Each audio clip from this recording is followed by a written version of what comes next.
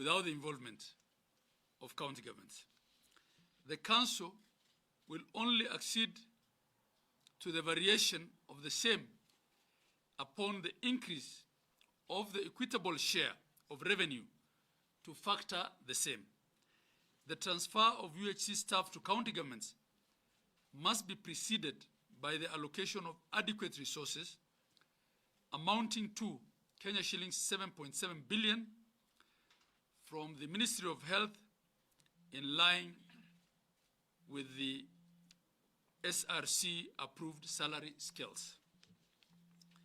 The ongoing verification exercise of UHC staff must first be validated jointly and the report officially shared before any transfer process begins. Gratuity payments amounting to Kenya shillings 9.4 billion for staff currently under the contractual terms must be settled by the Ministry of Health prior to transition.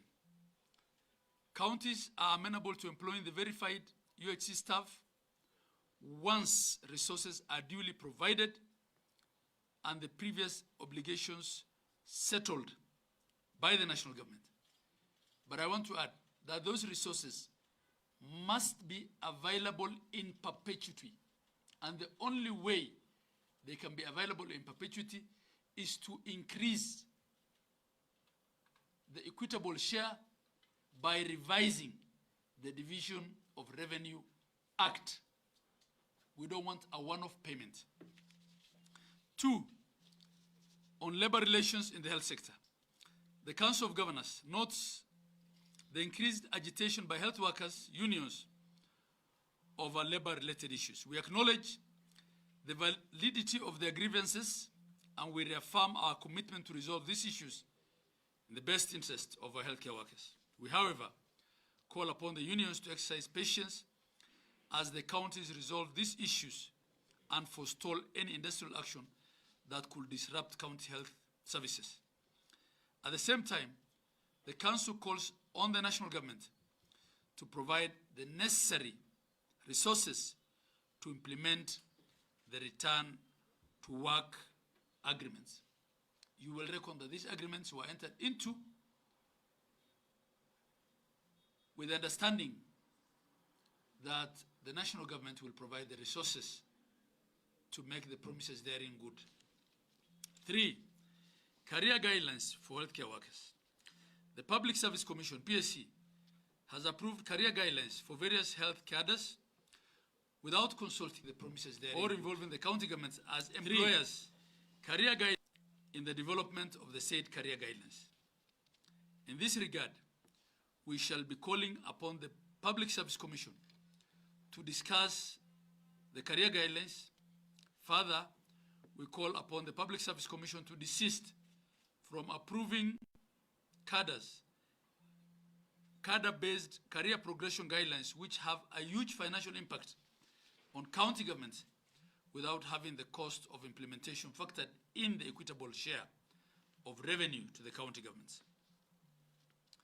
4, on outstanding salary reviews for county workers.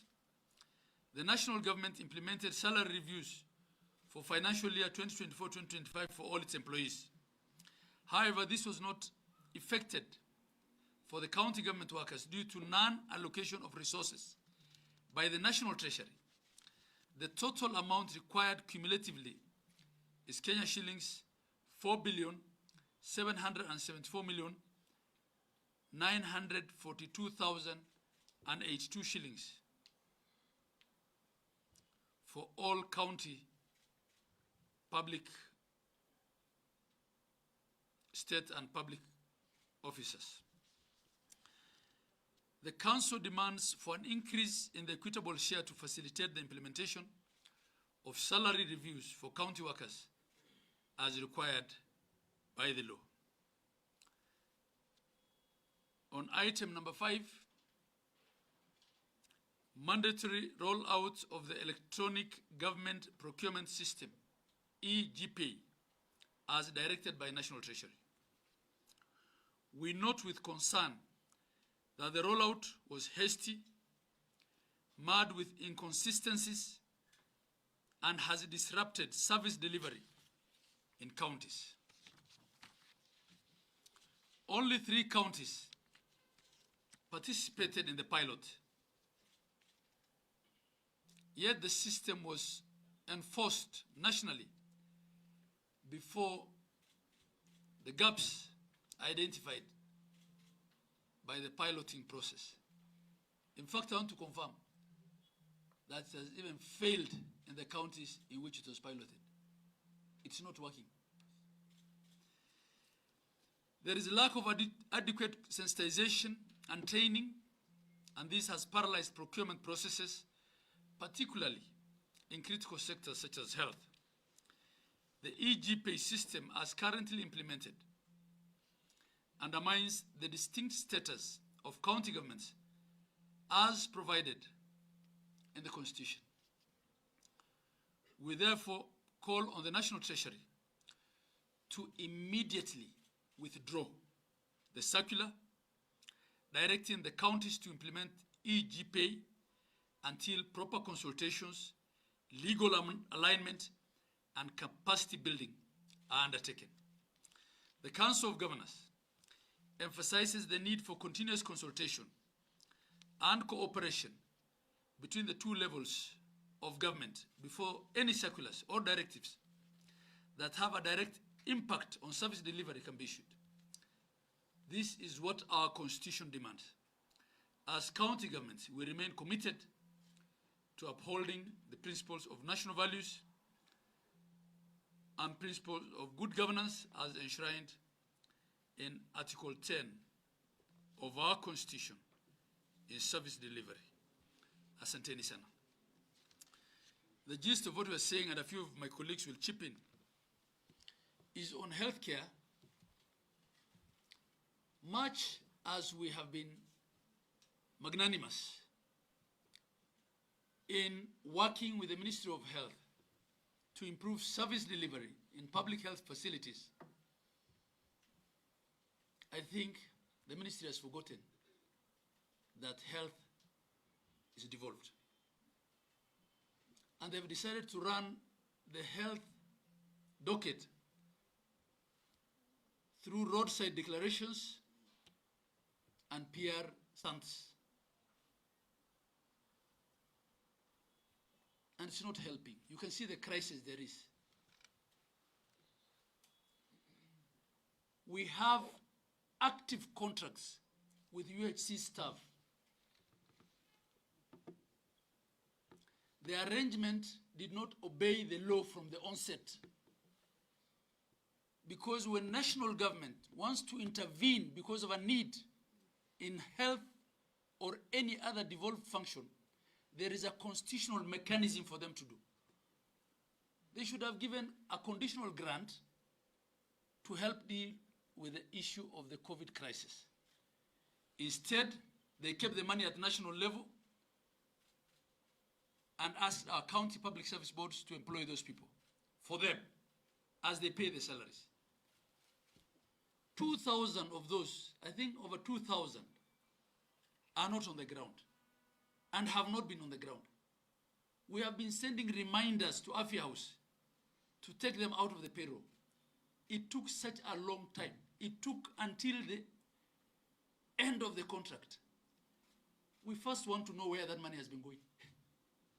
Who has been taking the salary of the over 2,000 workers who have not been coming and who we have continuously been asking that they be removed from the payroll and they be replaced, because they've not been replaced.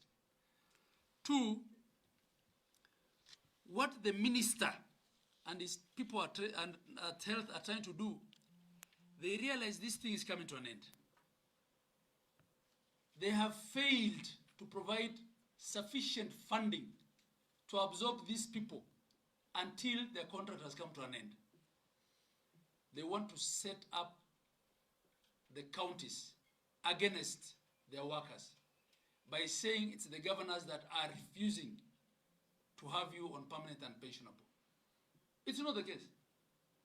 All we're asking is, rather than provide money for some odd 7 or 8 or 9 or 10 months, whatever money they are talking of, and leave us with a problem of absorbing these people, we have a 4.2 trillion budget in this country.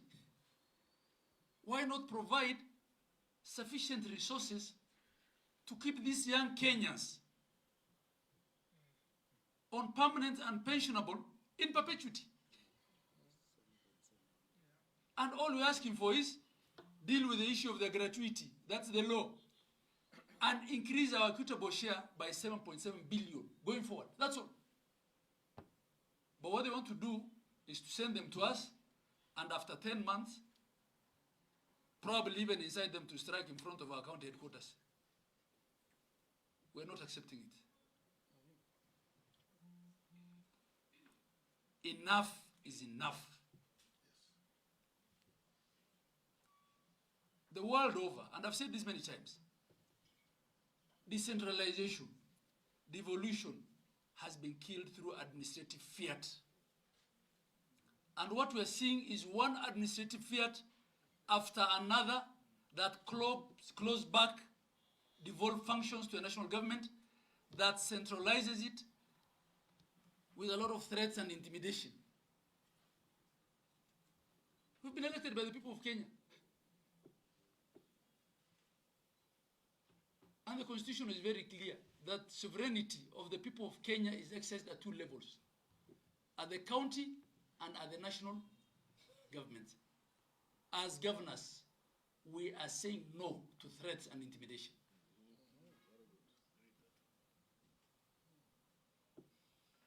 Our minister was just appointed to cabinet the other day, threatens he's going to withhold money. Is he above the constitution of Kenya? People forget that these positions are transient.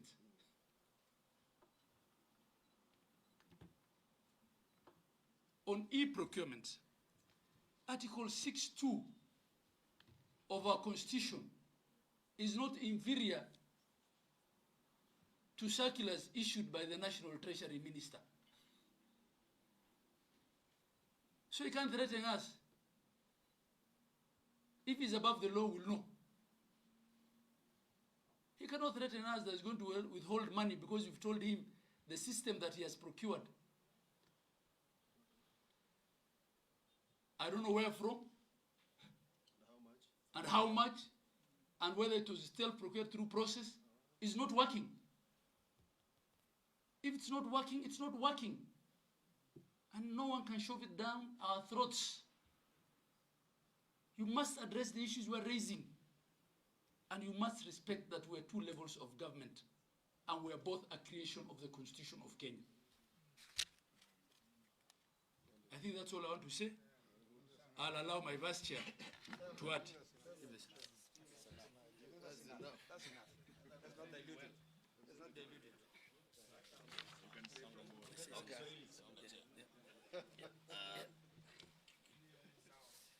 Nataka kumshukuru mwenyekiti kwa sababu ya kuchukua msimamo imara na dhabiti.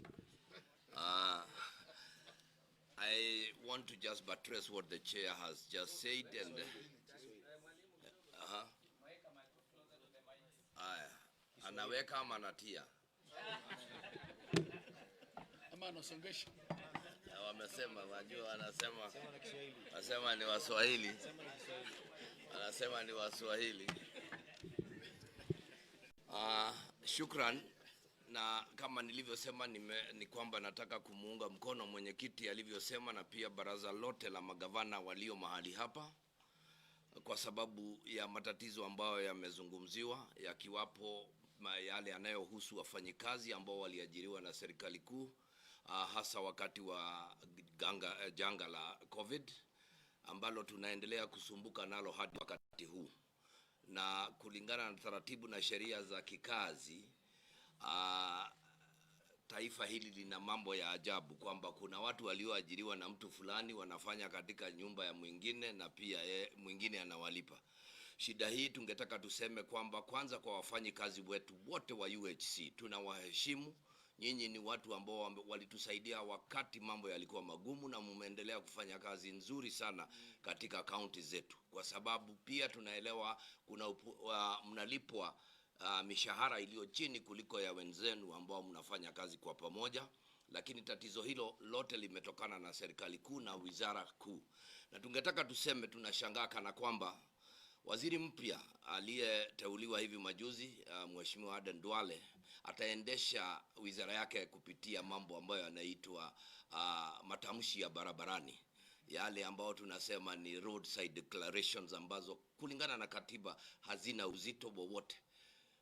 Kile kinachoonekana ni kana kwamba anataka tu kuleta vurugu kati ya serikali kuu na serikali za county, hasa katika matamshi yale, kwa sababu kuna taratibu ambazo zinafaa kutumiwa, kuna sheria na mambo ambayo yanaendelea kikatiba na kisheria kulingana na jinsi tunavyobadilisha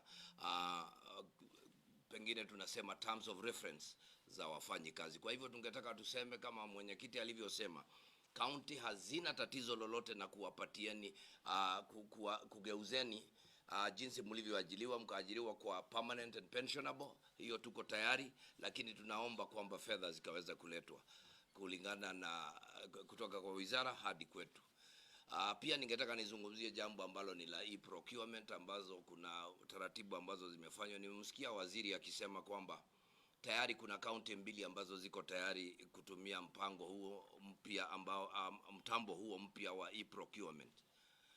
Tukinapoangalia kuna matatizo sana, hasa na sijui ni kwa nini Kenya tumependa kupitia mambo haya hii sana. Unaona tuko na citizen, sasa tuko na procurement, pengine tutakuwa na voting very soon. Na ni vizuri tujiulize shida hizi zinaletwa kwa nini? Serikali kuu na serikali za county zina uwezo wa kuendesha mambo yao bila ya kuwa na ushirikiano wowote. Na kwa hivyo tungetaka tuseme kama county sisi hatuna shida na procurement, lakini hatutasingiziwa kuitumia kwa sababu haifanyi kazi. Mwisho kabisa tungetaka tuseme, tuombe serikali kuu iendelee kuheshimu ugatuzi na katiba kuu ambao iliyopitishwa na Wakenya. Wakenya walizungumza kupitia kuunda katiba mpya, heri itekelezwe. Juzi tu rais ameweza kutuongoza katika sherehe ya miaka 15 ya kusherehekea katiba mpya, lakini sherehe hizo hazitakuwa na maana kama hatutaweza kuzingatia katiba ile ambayo tulipitisha. Na basi tuendeleze hivyo, tuseme msimamo wa counties ni kwamba county ni serikali ambazo zina uwezo wa kujiendeleza katika mambo yote. Asanteni. Yeah, I'll take a few questions. And before I take questions, I want to remind the national government that counties get about 10% of the budget. So let procurement first work for the 90% of the budget. Yeah, questions? Yes, sir. My name is Peter Nguru from Nation Media. My questions are So I have two questions on the issue of EGP. So first is just an understanding of what has been happening with matters public procurement in counties, because now we are 2 months down the line into the new financial year. So how have counties been functioning? What are the affected services? And what is the budget size that is attached to procurement issues? That is number one. Number two, Treasury last week had said by today, that is Monday, there will be 31 counties whose budget documents would be on the EGP. Has that happened? And what is the progress of that line? Now, on the implementation of the budget, you reckon that usually the first 3 months of the year are pretty slow, not for any other reason, but because of finalization of DORA and KARA, which is the Division of Revenue Act, the one that splits the money vertically between national and counties, and then KARA, the County Allocation of Revenue Act, which splits horizontally. Because those acts also sometimes change the percentage of money that goes to the assembly vis-a-vis the executive. A lot of counties have now finalized their budget and have taken to the controller. And usually the month of September is a catch-up month to try and spend money so that the quota doesn't get wasted. These are inherent challenges in the budgeting process. They are not as a result of the executive, because the executive even after it suggests and proposes its budget to the county assembly, we still have to wait for national processes to be completed. So that's what's happening now. In Kiambu, we've had in this meeting now, the 123 health facilities are averaging less than 20% in pharmaceutical supplies, and they can't order. In some counties that support farmers with seeds before the rainy season, governors are saying if you don't buy these seeds in the next 2 weeks, we'll have lost our season, our crop for that season. And we've tried to raise these things and say, look here, we have no problem with anything that enhances accountability. Because usually that's the card they usually play. Oh, you are resisting this because you don't want accountability. Accountability is not only for county governments. Accountability is for all of us. Under the guise of accountability, you cannot shove down our throats a system that doesn't work and freeze operations in counties. That's what we are saying. I hope I've answered your question. Yes, yes. Leto. Yes, Treasury Cabinet Secretary John Badi is following this press conference live, and I'm seeing he's asking, why did you accept IFMIS when you don't want to? Good question, yeah. Good question. Good. I knew he was going to ask that question. First of all, it's not that IFMIS has no problems. And IFMIS was there for the national government before.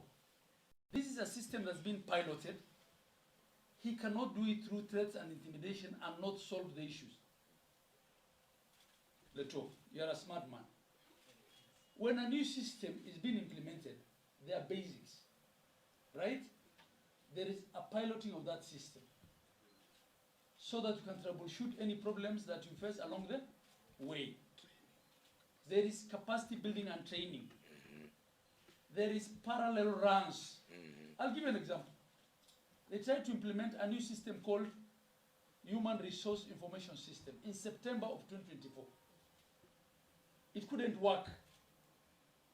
And the average county had about 3 weeks of delay in paying salaries at the time.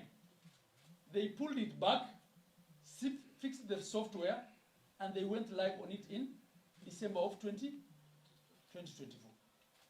If this thing was working seamlessly, we would not even be having this conversation. And by the way, even as we speak in counties today, there is a system called the STEP by the World Bank.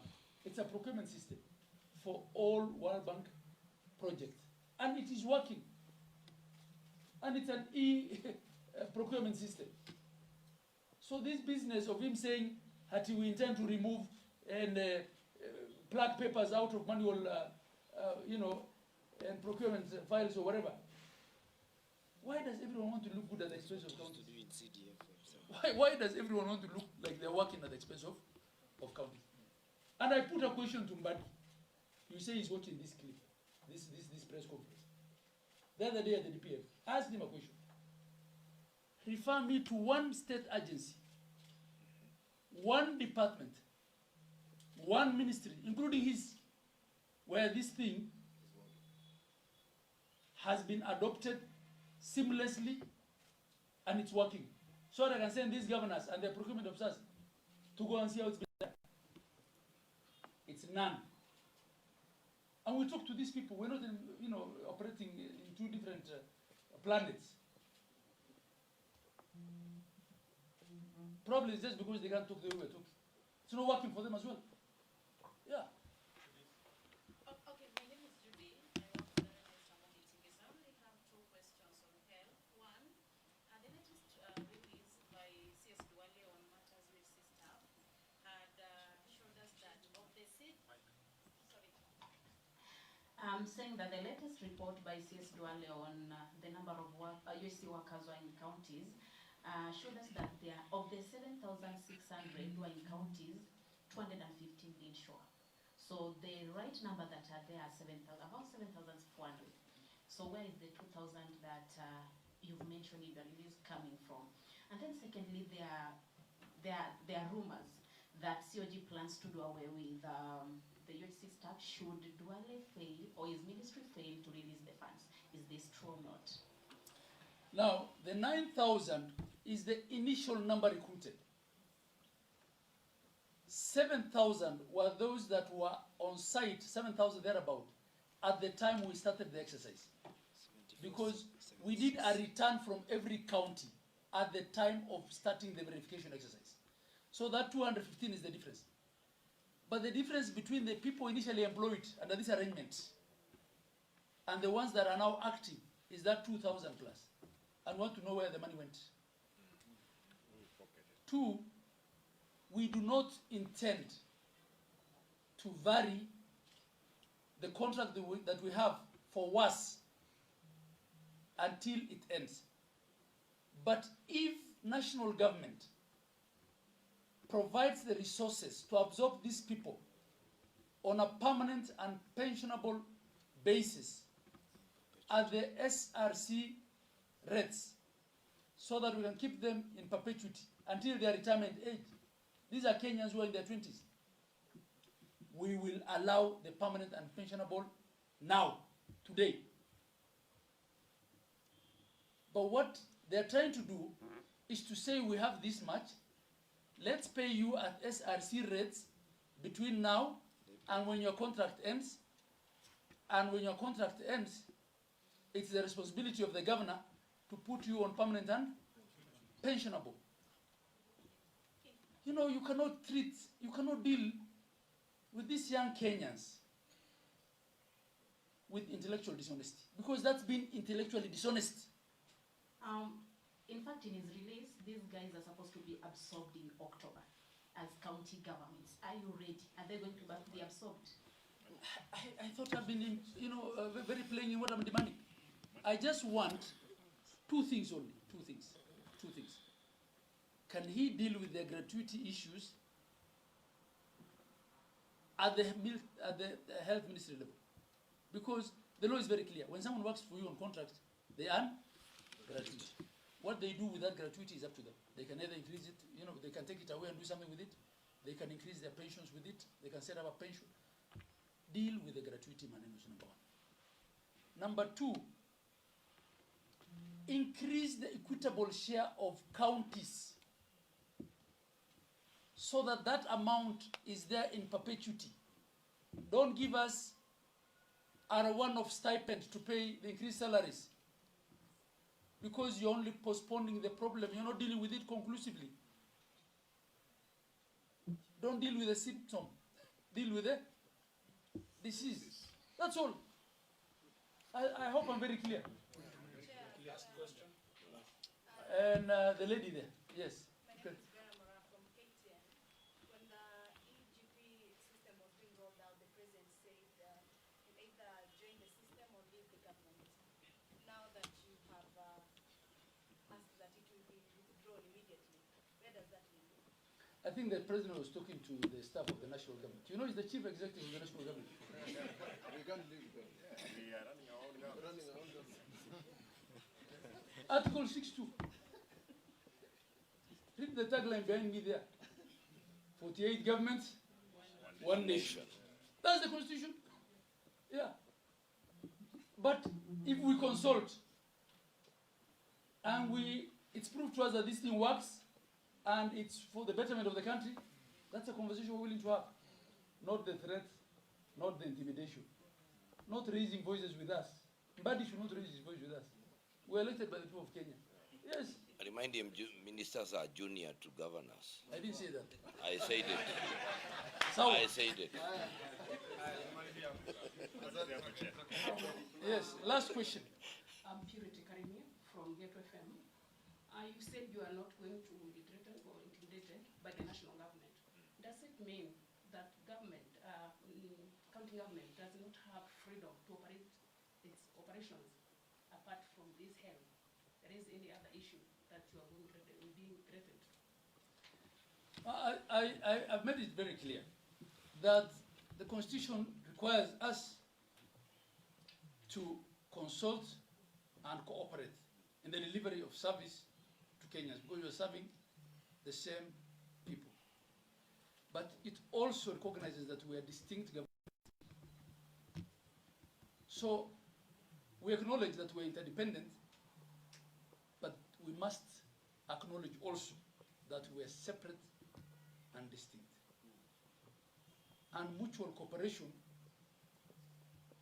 does not include threats, foul language, intimidation, threatening that you're going to withhold monies as who? Yeah. Let's shut down the counties then if you're going to withhold money. I want to end it there. Asante Mungu awabariki. Kabisa. By the way, Chairman, you should also remind